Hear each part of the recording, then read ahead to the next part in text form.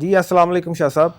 وعلیکم السلام ورحمۃ اللہ وبرکاتہ۔ شاہ صاحب ایک واٹس ایپ پہ ہماری بہن کا سوال آیا ہے، انہوں نے پوچھا ہے کہ گھر میں ناچاکی رہتی ہے، میاں بیوی میں لڑائی رہتی ہے اور شوہر بار بار طلاق کی دھمکی دے رہے ہیں، تو ان کے رشتے میں پیار محبت کے لیے کوئی وظیفہ عنایت کر دیں۔ اللہ اکبر، میری بہن آپ نے بالکل پریشان نہیں ہونا، اللہ پر یقین رکھیں، نماز کی پابندی شروع کر دیں، نماز کے بعد ہاتھ اٹھا کر اللہ سے دعا کریں،